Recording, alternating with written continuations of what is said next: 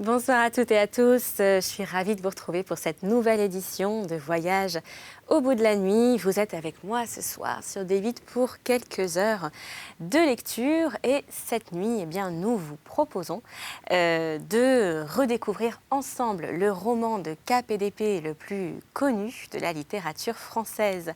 Il s'agit des Trois mousquetaires d'Alexandre Dumas.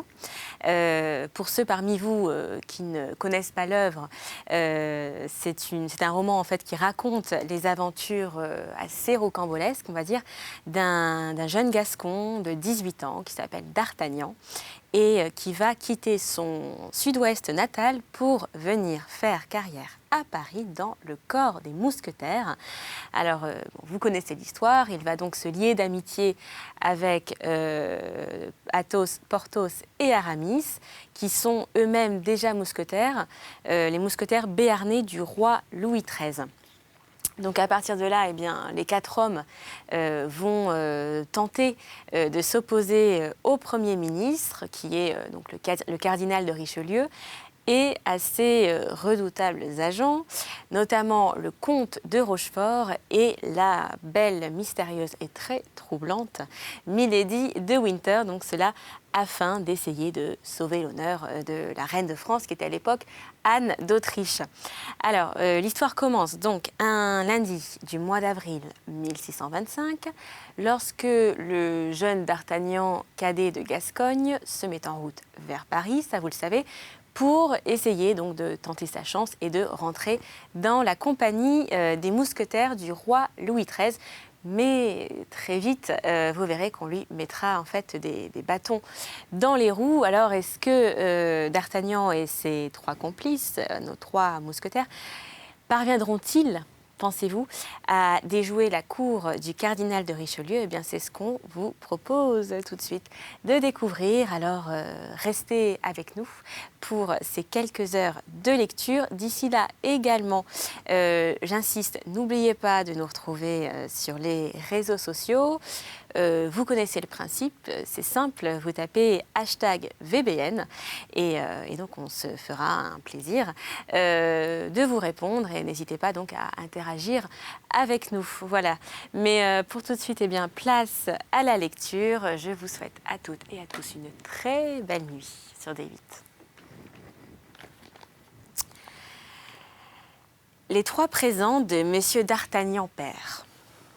Le premier lundi du mois d'avril 1625, le bourg de Meung, où naquit l'auteur du roman de la Rose, semblait être dans une révolution aussi entière que si les Huguenots en fussent venus faire une seconde Rochelle.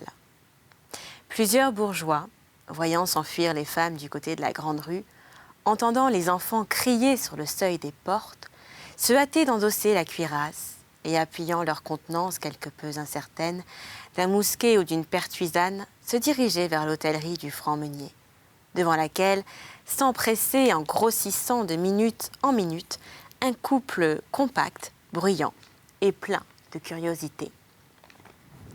En ce temps-là, les paniques étaient fréquentes, et peu de jours se passaient sans qu'une ville ou l'autre enregistrât sur ses archives quelques événements de ce genre. Il y avait les seigneurs qui guerroyaient entre eux, il y avait le roi qui faisait la guerre au cardinal, il y avait l'Espagnol qui faisait la guerre au roi. Et puis, outre ces guerres sourdes ou publiques, secrètes ou patentes, il y avait encore les voleurs, les mendiants, les huguenots, les loups et les laquais, qui faisaient la guerre à tout le monde.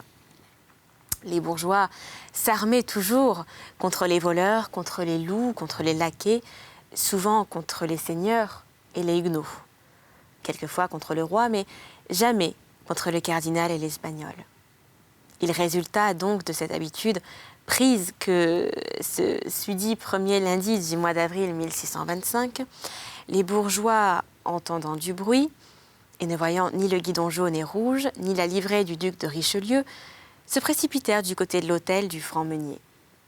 Arrivés là, chacun put voir et reconnaître la cause de cette rumeur. Un jeune homme, traçons son portrait d'un seul trait de plume, figurez-vous Don Quichotte à 18 ans. Don Quichotte décorcelé, sans haubert et sans cuissarde, sans cuissard. Don Quichotte, revêtu d'un pourpoint de laine dont la couleur bleue s'était transformée en une nuance insaisissable de lis, de vin et d'azur céleste. Visage long et brun, la pommette des joues saillantes, signe d'astuce, les muscles maxillaires énormément développés, indice infaillible auquel on reconnaît le Gascon, même sans béret, et notre jeune homme portait un béret orné d'une espèce de plume. L'œil ouvert est intelligent, le nez crochu, mais finement dessiné, trop grand pour un adolescent, trop petit pour un homme fait, et qu'un œil peut exercer, eût pris pour un fils de fermier en voyage, sans sa longue épée qui, pendue à un baudrier de peau, battait les mollets de son propriétaire quand il était à pied, le poil hérissé de sa monture quand il était à cheval. Car notre jeune homme avait une monture, et cette monture était même si remarquable qu'elle fut remarquée.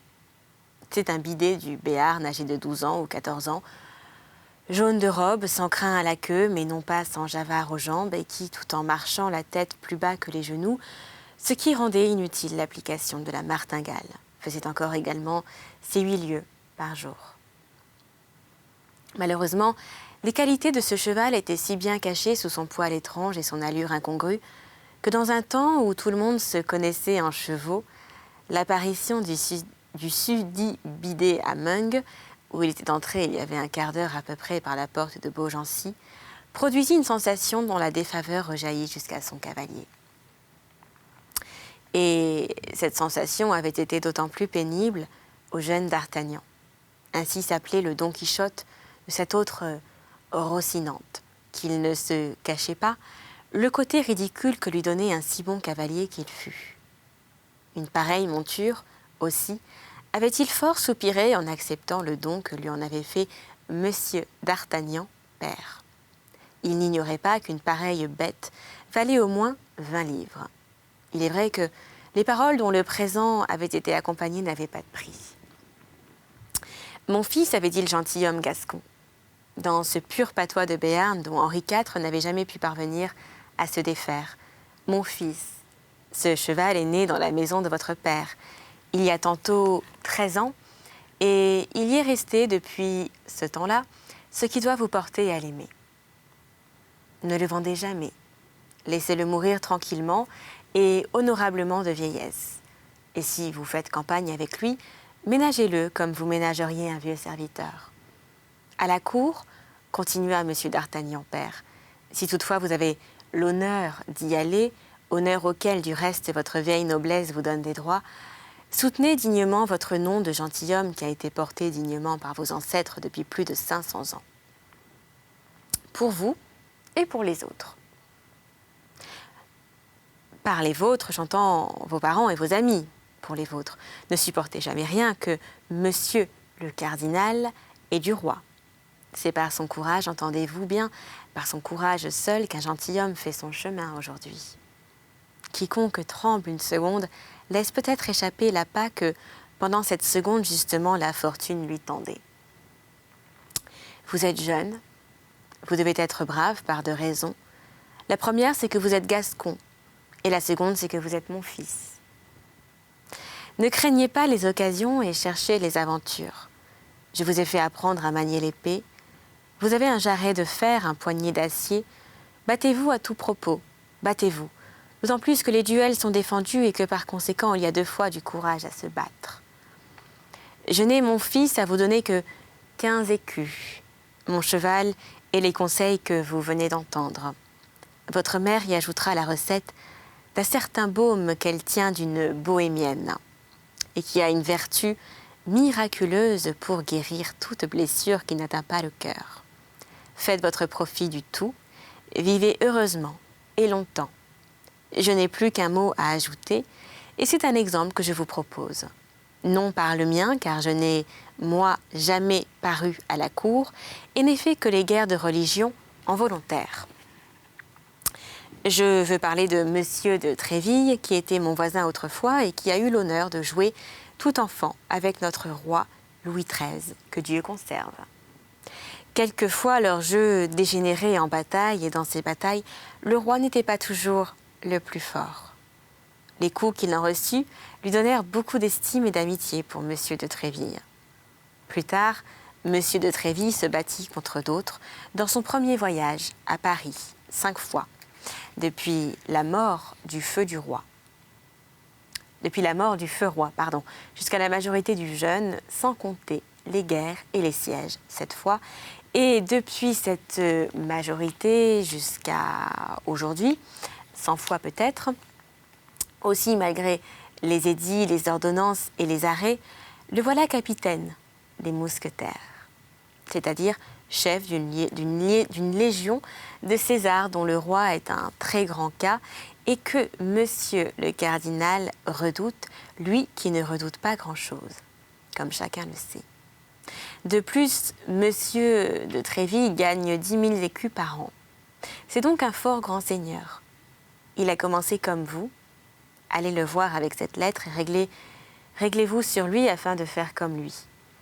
Sur quoi monsieur d'Artagnan, père, ceignit à son fils la propre épée, l'embrassa tendrement sur les 2 joues et lui donna sa bénédiction. En sortant de la chambre paternelle, le jeune homme trouva sa mère qui l'attendait avec la fameuse recette dont les conseils que nous venons de rapporter devaient nécessiter un assez fréquent emploi. Les adieux furent de ce côté plus longs, plus tendres qu'ils ne l'avaient été de l'autre, non pas que M. d'Artagnan n'aimât son fils, qui était sa seule progéniture, mais M. d'Artagnan était un homme, et il eût regardé comme indigne d'un homme de se laisser aller à son émotion, tandis que Madame d'Artagnan, fils, quelques efforts qu'il tenta pour rester ferme, comme le devait être un futur mousquetaire, la nature l'emporta, il versa force larmes, dont il parvint à grand-peine à cacher la moitié. Le même jour, le jeune homme se mit en route, muni de 3 présents paternels et qui se composaient, comme nous l'avons dit, de 15 écus, du cheval et de la lettre pour M. de Tréville. Comme on le pense bien, les conseils avaient été donnés par-dessus le marché. Avec un pareil vade-mecum, d'Artagnan se trouva au moral comme au physique une copie exacte du héros de Cervantes, auquel nous l'avons si heureusement comparé lorsque nos devoirs d'historiens nous ont fait une nécessité de tracer son portrait. Don Quichotte prenait les moulins à vent pour des géants et les moutons pour des armées. D'Artagnan prit chaque sourire pour une insulte et chaque regard pour une provocation. Il en résulta qu'il eut toujours le poing fermé, depuis Tarbes jusqu'à Mangue, et que l'un dans l'autre, il porta la main au pommeau de son épée 10 fois par jour. Toutefois, le poing ne descendit sur aucune mâchoire, et l'épée ne sortit point de son fourreau. Ce n'est pas que la vue du malencontreux bidet jaune n'épanouit bien des sourires sur les visages des passants, mais comme au-dessus du bidet sonnait une épée de taille respectable, et qu'au-dessus de cette épée brillait un œil plutôt féroce que fier, les passants réprimaient leur hilarité,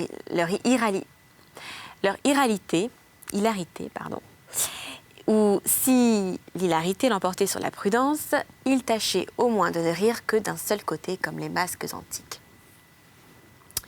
D'Artagnan demeura donc majestueux et intact dans sa susceptibilité jusqu'à cette malheureuse ville de Meung. Mais là, comme il descendait de cheval à la porte du franc-meunier, sans que personne, hôte, garçon ou palefrenier fût venu prendre l'étrier au montoir, d'Artagnan avisa à une fenêtre entr'ouverte du rez-de-chaussée un gentilhomme de belle taille et de haute mine, quoique au visage légèrement renfrogné, lequel causait avec 2 personnes qui paraissaient l'écouter avec déférence. D'Artagnan crut tout naturellement, selon son habitude, être l'objet de la conversation et écouta. Cette moitié, d'Artagnan ne s'était trompé qu'à moitié. Ce n'était pas de lui dont il était question, mais de son cheval. Le gentilhomme paraissait énumérer à ses auditeurs toutes ses qualités. Et comme, ainsi que je l'ai dit, les auditeurs paraissaient avoir une grande déférence pour le narrateur, ils éclataient de rire à tout moment. Or, comme un demi-sourire suffisait pour éveiller Pour éveiller l'irascibilité du jeune homme, on comprend quel effet produisit sur lui tant de bruyante hilarité. Cependant, D'Artagnan voulut d'abord se rendre compte de la physionomie de l'impertinent qui se moquait de lui. Il fixa son regard fier sur l'étranger et reconnut un homme de 40 à 45 ans, aux yeux noirs et perçants, au teint pâle, au nez fortement accentué, à la moustache noire et parfaitement taillée. Il était venu d'un pourpoint et d'un haut de chausse violet avec des aiguillettes de même couleur, sans aucun ornement que les crevés habituels par lesquels passait la chemise. Ce haut de chausse de ce pourpoint, quoique neuf, paraissait froissé comme des habits de voyage, longtemps renfermés par un porte-manteau. D'Artagnan fit toutes ces remarques avec la rapidité de l'observateur le plus minutieux, et sans doute par un sentiment instinctif qui lui disait que cet inconnu devait avoir une grande influence sur sa vie à venir. Or, comme au moment où D'Artagnan fixait son regard sur le gentilhomme au pourpoint violet, le gentilhomme faisait à l'endroit du bidet béarnais une de ses plus savantes et de ses plus profondes démonstrations. Les deux auditeurs éclatèrent de rire, et lui-même laissa visiblement, contre son habitude, errer, si l'on peut parler ainsi, un pâle sourire sur son visage. Cette fois, il n'y avait plus de doute. D'Artagnan était réellement insulté. Aussi, plein de cette conviction, enfonça-t-il son béret sur ses yeux et tâchant de copier quelques-uns des airs de cour qu'il avait surpris en Gascogne, chez des seigneurs en voyage, il s'avança, une main sur la garde de son épée et l'autre appuyée sur la hanche. Malheureusement, au fur et à mesure qu'il avançait, la colère l'aveuglant de plus en plus, au lieu du discours digne et hautain qu'il avait préparé pour formuler sa provocation, il ne trouva plus, au bout de sa langue, qu'une personnalité grossière qui l'accompagna d'un geste furieux. « Monsieur, s'écria-t-il, monsieur qui, caché derrière ce volet, oui, vous, dites-moi donc un peu de quoi vous riez et nous rirons ensemble. » Le gentilhomme ramena lentement les yeux de la monture au cavalier, comme s'il lui eût fallu un certain temps pour comprendre que c'était à lui que s'adressaient de si étranges reproches. Puis, lorsqu'il ne peut plus conserver aucun doute, ses sourcils se froncèrent légèrement, et après une assez longue pause avec un accent d'ironie et d'insolence, impossible à décrire, il répondit à D'Artagnan. « Je ne vous parle pas, monsieur. » « Mais je vous parle, moi, s'écria le jeune homme exaspéré de ce mélange d'insolence et de bonne manière, de convenance et de dédain. L'inconnu le regarda encore un instant avec son léger sourire. Se retirant de la fenêtre, il sortit lentement de l'hôtellerie pour venir à 2 pas de D'Artagnan, se planter en face du cheval. Sa contenance tranquille et sa physionomie railleuse avaient redoublé l'hilarité de ceux avec lesquels il causait et qui, eux, étaient restés à la fenêtre. D'Artagnan, le voyant arriver, tira son épée d'un pied hors du fourreau. Ce cheval est décidément, ou plutôt a été dans sa jeunesse, bouton d'or, reprit l'inconnu, continuant les investigations commencées et s'adressant à ses auditeurs de la fenêtre sans paraître aucunement remarquer l'exaspération de D'Artagnan, qui cependant se redressait entre lui et eux. C'est une couleur fort connue en botanique, mais jusqu'à présent fort rare chez les chevaux. Tel rit du cheval qui n'oserait pas rire du maître, s'écria l'émule de Tréville, furieux. Je ne ris pas souvent, monsieur, reprit l'inconnu. Ainsi que vous pouvez le voir vous-même à l'air de mon visage, je tiens cependant à conserver le privilège de rire quand il me plaît. Et moi, s'écria D'Artagnan, je ne veux pas qu'on rie quand il me déplaît. Et moi, s'écria D'Artagnan, je ne veux pas qu'on rie quand il me déplaît. En vérité, monsieur, continua l'inconnu plus calme que jamais. Eh bien, c'est parfaitement juste.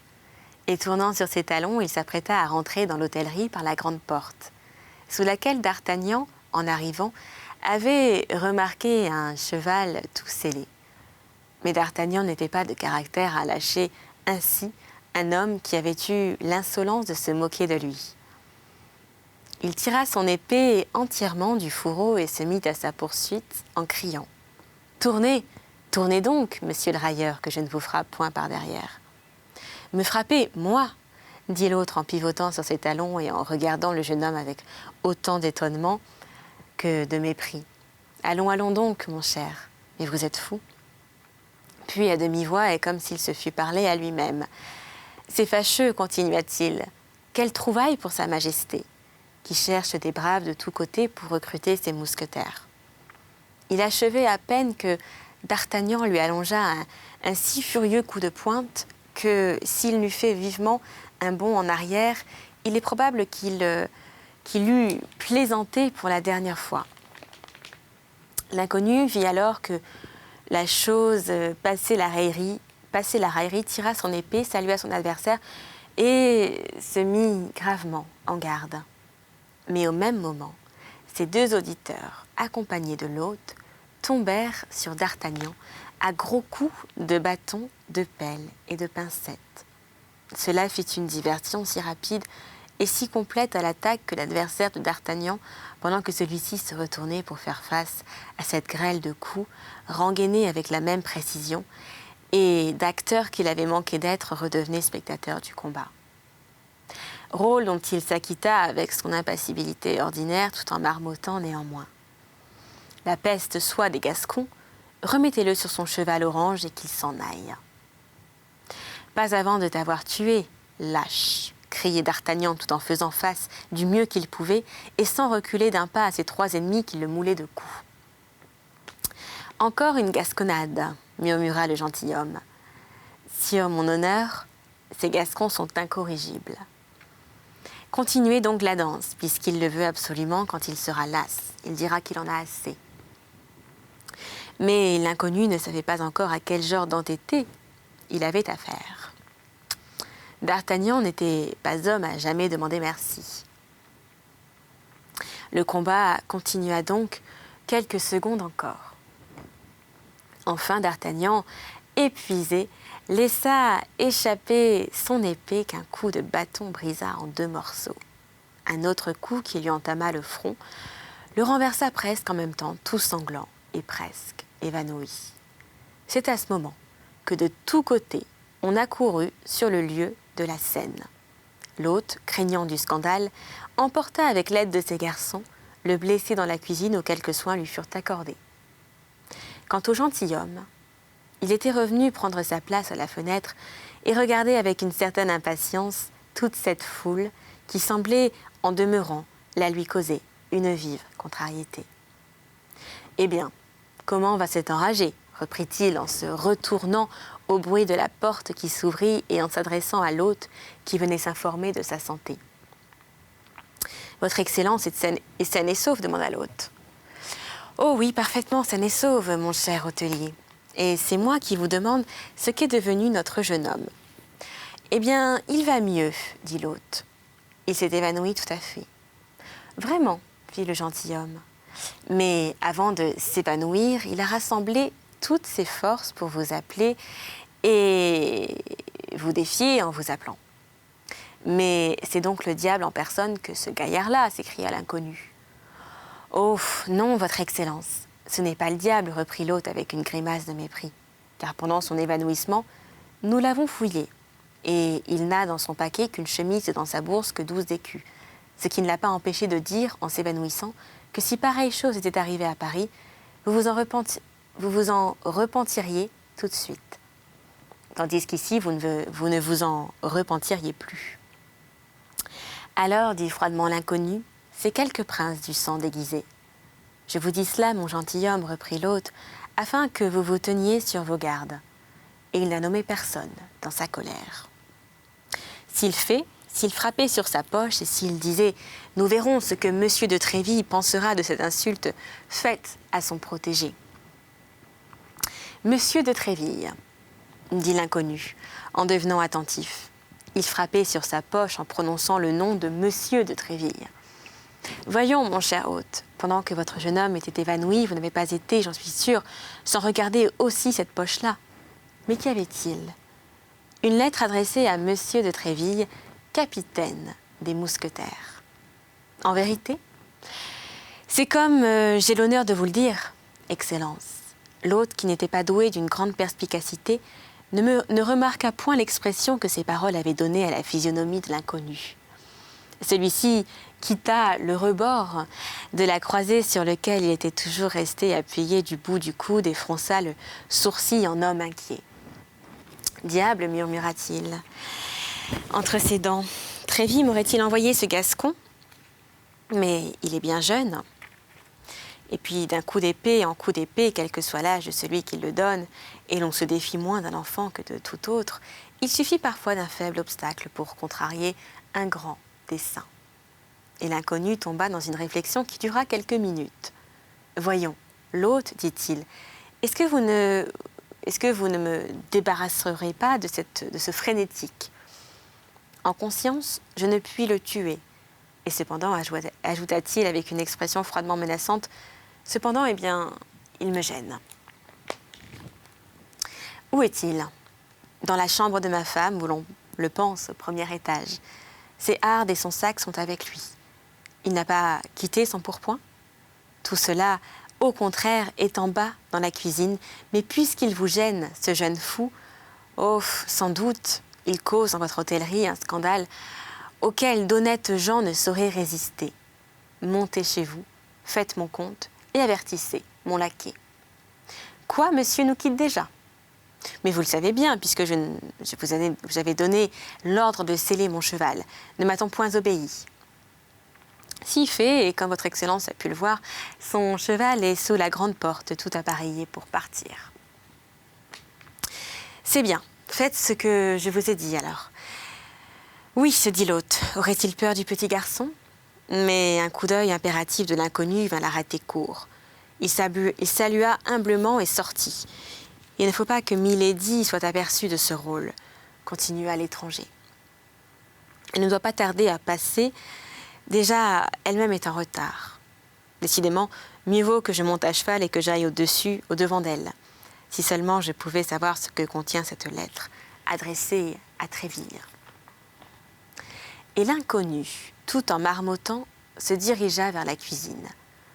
Pendant ce temps, l'hôte, qui ne doutait pas que ce ne fût la présence du jeune garçon qui chassa l'inconnu de son hôtellerie, était remonté chez sa femme et avait trouvé d'Artagnan maître enfin de ses esprits.